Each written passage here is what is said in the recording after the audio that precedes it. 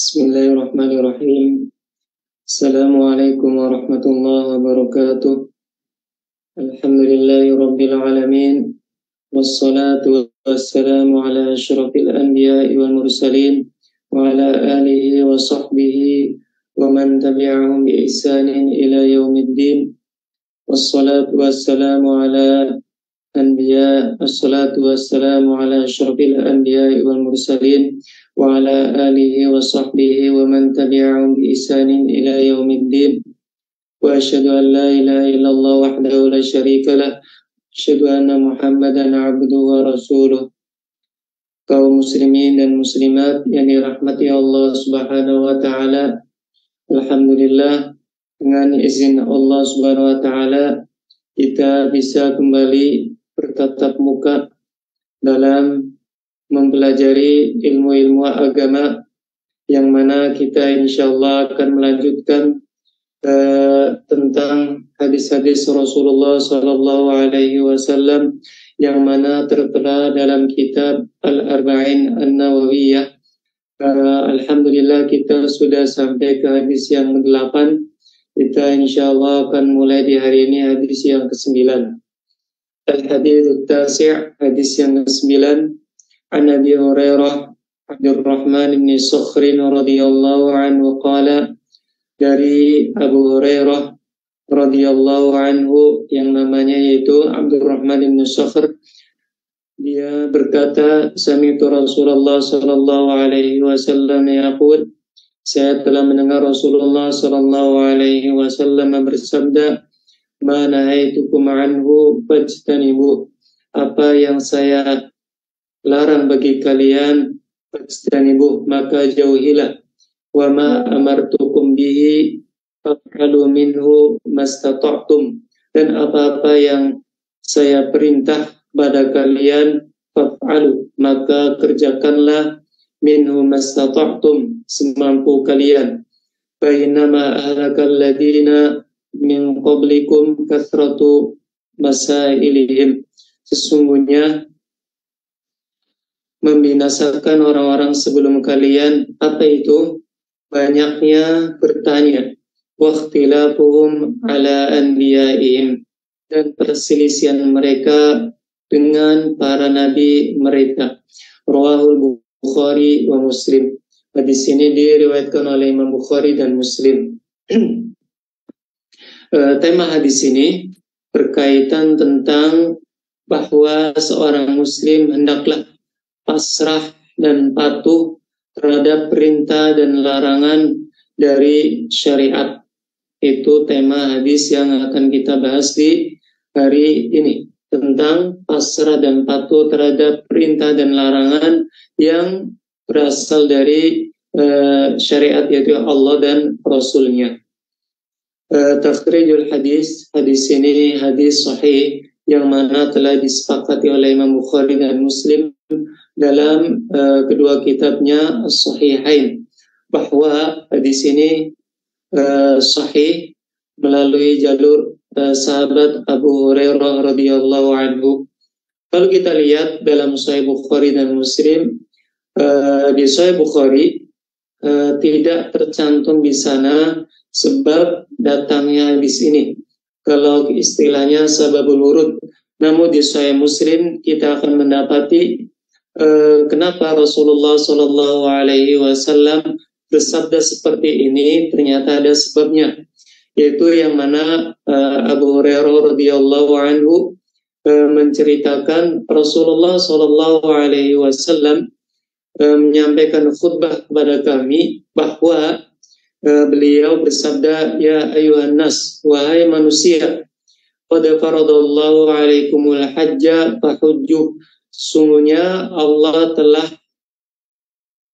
mewajibkan atas kalian berhaji, maka berhajilah. Lalu bertanya seseorang di antara yang hadir, yaitu yang bernama Al-Aqra' bin Habis, bertanya kepada Rasulullah Sallallahu Alaihi Wasallam, akulla amin ya Rasulullah, apakah haji itu setiap tahun wahai Rasulullah? Lalu Rasulullah diam, bertanya lagi orang itu, diam, bertanya lagi selama 3 kali. Lalu Rasulullah Shallallahu Alaihi Wasallam menjawab, lau qultu na'am la wajabat. Kalau saya menjawab iya, maka akan wajib lah haji setiap tahun. Wala mastata'tum, dan kalian tidak akan mampu. Lalu Rasulullah Shallallahu Alaihi Wasallam menyebutkan hadis yang telah kita baca tadi. Begitulah sebab Rasulullah Shallallahu Alaihi Wasallam menyampaikan hadis ini.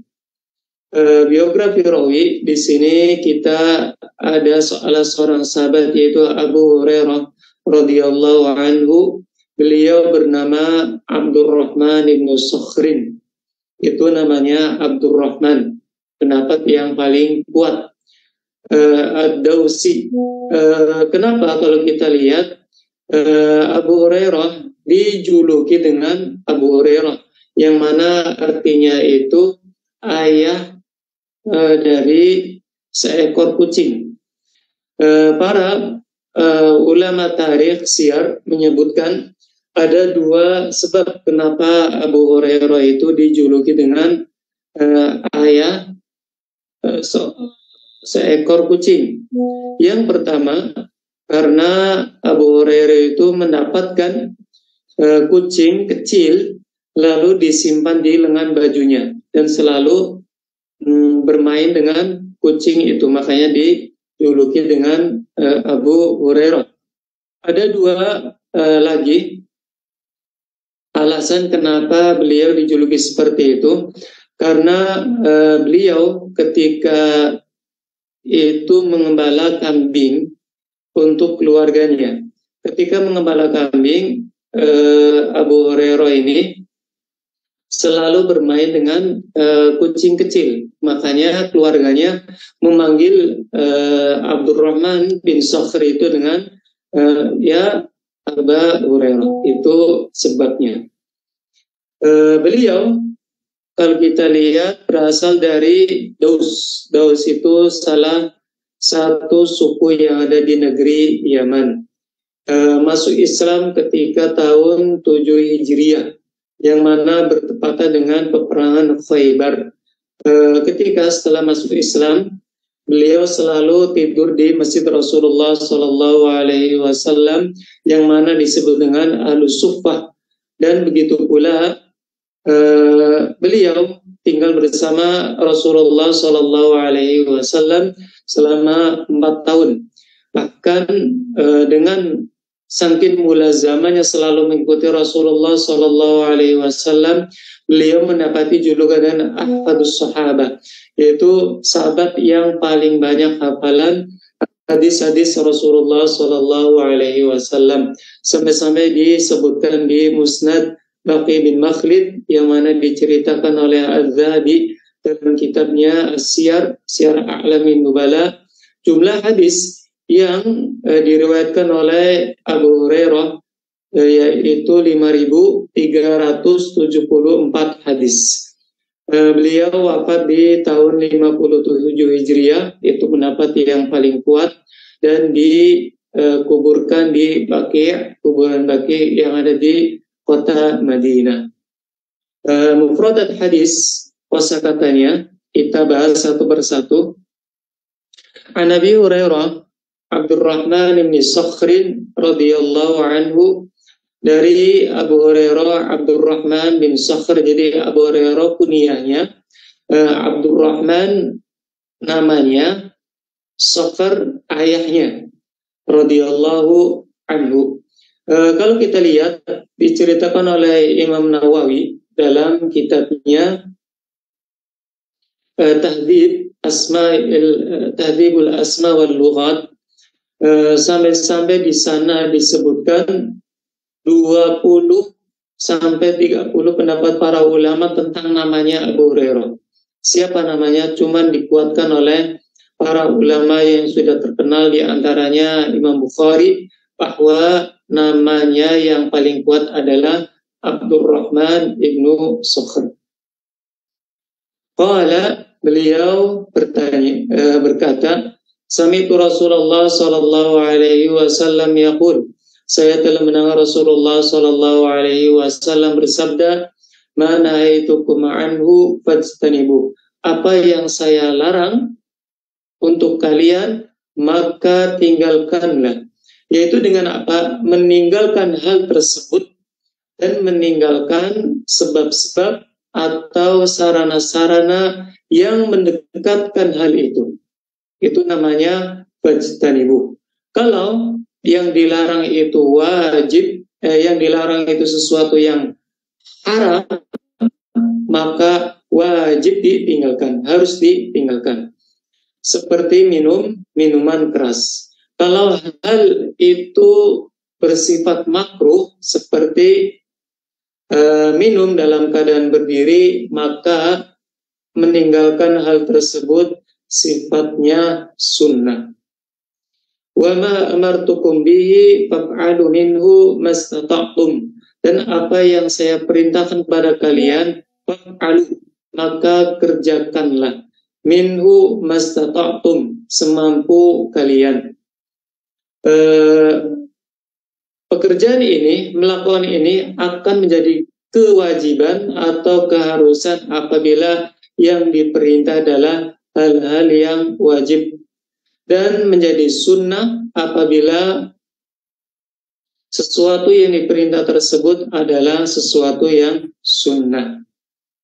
Kalau kita lihat dalam hadis ini, ketika Rasulullah Sallallahu Alaihi Wasallam memerintahkan sesuatu, maka dikaitkan dengan kemampuan, semampu kalian. Kalau sesuatu yang disebutkan oleh Rasulullah Sallallahu Alaihi Wasallam itu larangan, maka tidak dikaitkan dengan kemampuan seseorang. Itu menunjukkan bahwa larangan, yaitu dengan sifatnya menahan, itu bisa dilakukan oleh semua orang. Namun kalau kita lihat perintah-perintah syariat, yaitu sifatnya kita itu melakukan. Jadi terkadang orang ada yang bisa melakukannya, ada yang tidak bisa melakukannya. Contohnya, yang mana ketika berwudu disuruh untuk membasuh kedua tangan. Kalau seandainya orang itu tidak mempunyai tangan kecuali satu, maka yang dibasuh cuma satu tangan saja. Itu menunjukkan bahwa ketika melakukan perintah dari syariat, maka lakukanlah sesuai dengan kemampuan. Fa innama ahlakal ladzina min qablikum, sesungguhnya membinasakan orang-orang yang sebelum kalian, kathratu masailihim, banyak bertanya. Mereka itu banyak bertanya.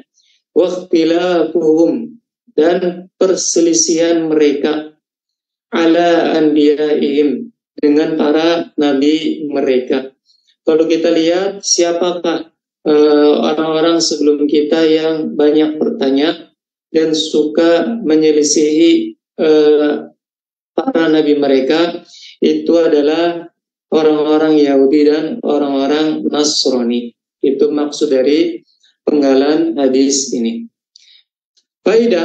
Beberapa faedah dan hukum yang ada di hadis ini. Yang pertama, hadis ini menunjukkan bahwa kita diwajibkan menjauhi larangan-larangan agama secara keseluruhan. Keseluruhan ini dikaitkan dengan keinginan seseorang, dikaitkan dengan syahwat seseorang. Itu maksud dari keseluruhan di sini. Jadi bukan karena ingin, misalkan dilarang untuk makan daging babi, karena enggak enak rasanya, ingin enggak. Kalau sudah larangan dari agama, tetap harus ditinggalkan secara keseluruhan. Itu berkaitan dengan keinginan, selera ataupun syahwat. Namun kalau di beberapa kondisi seperti darurat, maka hal itu bukan larangan dari syariat lagi, namun sudah dibolehkan oleh Allah Subhanahu wa taala maupun oleh Rasulullah sallallahu alaihi wasallam. Yang mana sebagai suatu contoh, ketika Allah Subhanahu wa taala melarang untuk mengkonsumsi minuman keras, untuk mengkonsumsi untuk mengkonsumsi bangkai, untuk mengkonsumsi darah, makan daging babi dan yang lainnya. Itu larangan ini ketika itu Allah Subhanahu wa taala meneruskan, famanit turra, barang siapa yang terpaksa, ghairu baghin, dengan tidak berdasarkan keinginan, wala adin, dan tidak pula melampaui batas, fala itsma alaih, maka tidak ada dosa bagi mereka untuk melakukannya. Itu menunjukkan ketika darurat maka tidak mengapa dalam hal-hal yang dilarang, karena apa? Sudah bukan menjadi larangan lagi, menjadi sesuatu yang dibolehkan, sebagaimana dijelaskan oleh Imam Nawawi dalam kitabnya Al-Minhaj Syarah Sahih Muslim. Yang kedua, hadis ini menunjukkan bahwa wajibnya melakukan sesuatu yang wajib tergantung dikaitkan dengan kemampuan, yang mana dalam sabda Rasulullah Shallallahu Alaihi Wasallam yang ada di hadis ini, wa ma amartukum bihi fa'alu minhu mastata'tum, dan apa-apa yang saya perintahkan untuk kalian maka lakukanlah semampunya. Dan itu sesuai dengan firman Allah Subhanahu wa taala, fattaqullaha mastata'tum, bertakwalah kalian sesuai dengan kemampuan kalian. Yang ketiga, ya di sini disebutkan di sana bahwa ada dua sebab kebinasaan seseorang, yang mana telah membinasakan orang-orang Yahudi dan orang-orang Nasrani. Yang pertama, banyaknya bertanya.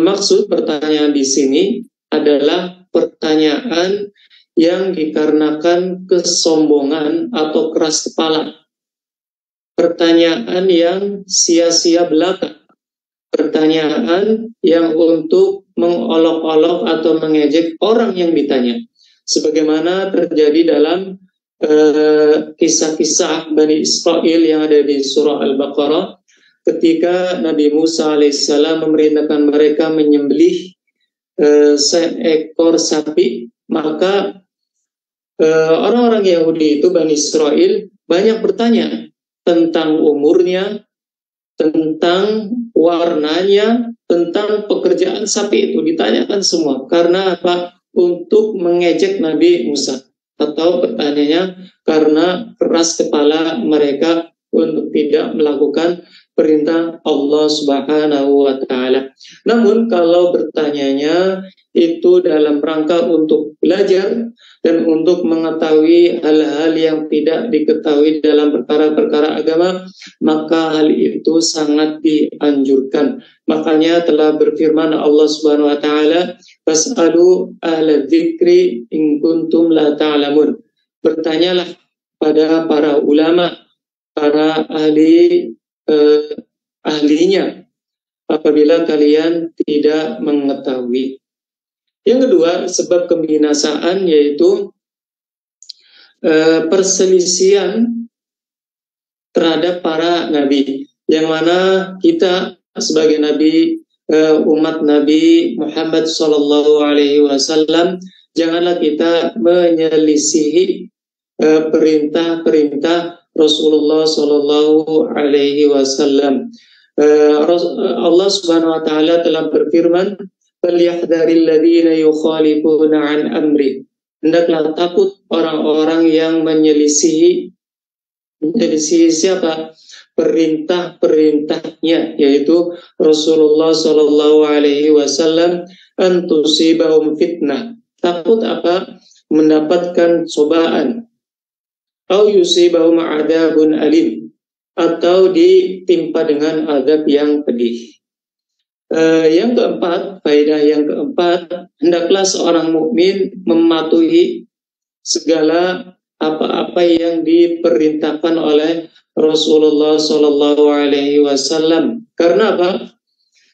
Kita tidak sopan apabila ketika ada hadis ataupun ada ayat yang pertama atau hadis Rasulullah Shallallahu Alaihi Wasallam berupa perintah.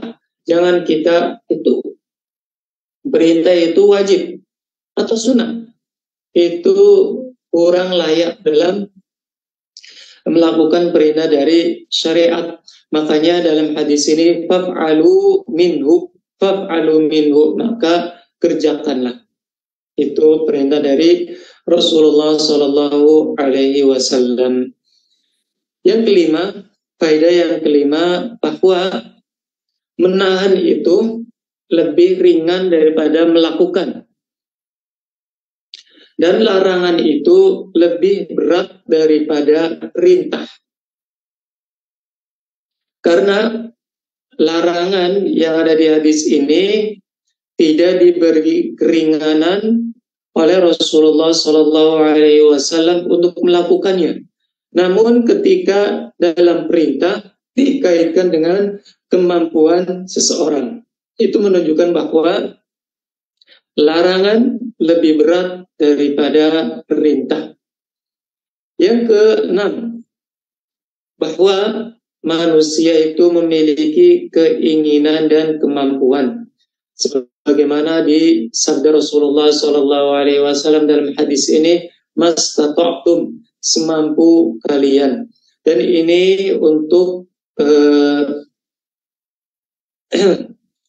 membalas atau untuk menyangga pendapat-pendapat dari firqah dhallah yang sesat, yaitu Ajabriyah, yang mana mereka mengatakan bahwa manusia itu tidak memiliki keinginan, tidak memiliki kemampuan untuk melakukan sesuatu, yang mana mereka juga berpendapat bahwa manusia melakukan sesuatu itu dipaksa oleh Allah Subhanahu wa Ta'ala. Dan hadis ini menyangga pendapat mereka, yang mana manusia memiliki kemampuan dan memiliki keinginan.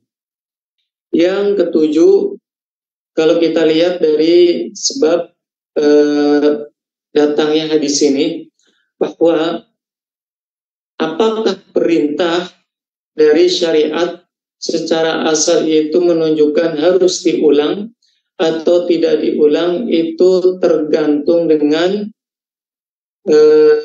hal-hal yang menyelimutinya, yaitu yang mengelilinginya. Apakah hal itu diulang atau tidak diulang, tergantung indikasi yang ada.